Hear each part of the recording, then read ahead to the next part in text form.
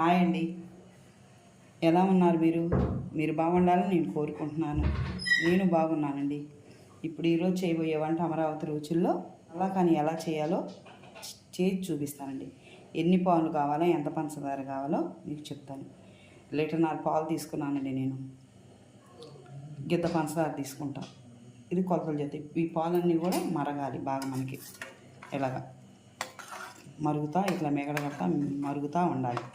బాగా చిక్కగా దగ్గరగా వచ్చేటప్పుడు కలాకాని స్వీట్ ఎలా తయారైందో మీకు చూపిస్తా. స్వీటు ఇలాగండి, బాగా దగ్గర పడాలి. బాగా దగ్గర పడి ఇలా కోవలాగా తయారైపోతుంది మనకి.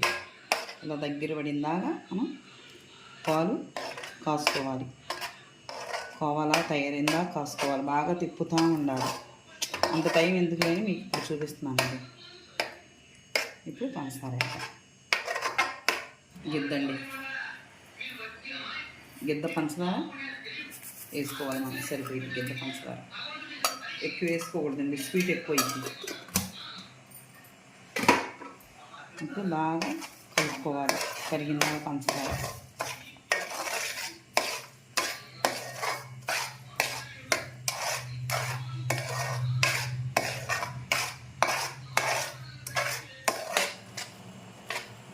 ఈ నీరు అనేది ఉండకూడదండి, కొంచెం ఉండాలి. అంతలోకి ఇప్పుడు 2 యాలకులు పెట్టుకున్నామండి. కొంచెం నెయ్యి వేద్దాం, 2 స్పూన్లు సరిపడా నెయ్యి. కొంచెం వండుకోకండి. దీంట్లో కూడా ప్లేట్లో కూడా ముక్కలు కట్ చేసుకునేది కొంచెం నెయ్యి చాలు.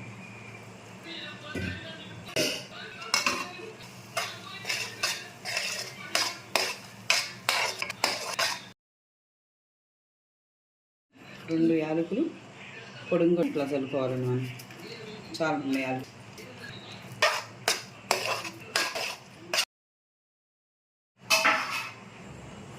రెడీ అయింది. ఇప్పుడు దీంట్లో వేసుకొని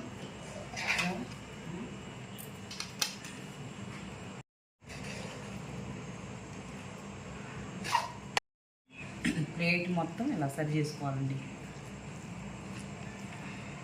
అంటే అందంగా కావాలంటేనేమో కొంచెం దగ్గర ఇట్లాగా. అందంగా అయితే కలాకంటే లుక్ రాదు కదండి, అందుకని కొంచెం దగ్గరగానే అనుకున్నాం, కలుసుకున్నాం.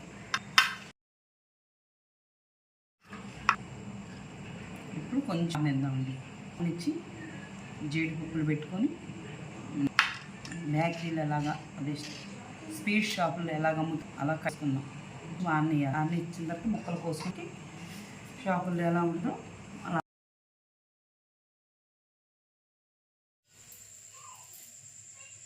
ఇలా పీసెస్ కట్ చేసుకొని మీరు ఇలాగా దేనికి దానికి వస్తుంది చూసారండి.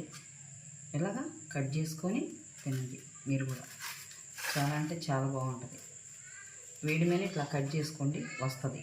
ఏ పీసెస్ ఆ పీసెస్గా నేను ఇలా కట్ చేస్తున్నాను. తర్వాత వేడి మీద ఇట్లా ఘాట్లు పెట్టేసుకుంటే బాగా వస్తాయి మనకి.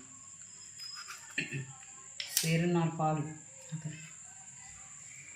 ఇంకొండి. 5 ఉన్నారనుకో, కలాకండ్ స్వీట్ తినాలనిపించింది అనుకో, మీకు షాప్కి వెళ్ళి తీసుకొచ్చుకోవాల్సిన అవసరం లేదు.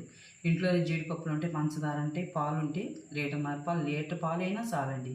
తలా 2 ముక్కలు ఉంటుంది, కమ్మగా ఉంటుంది.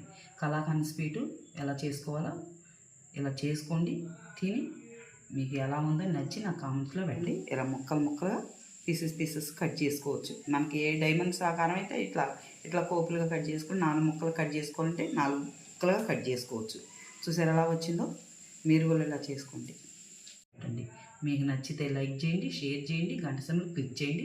అమరావతి రుచిలో మరొక రుచితో వస్తానండి.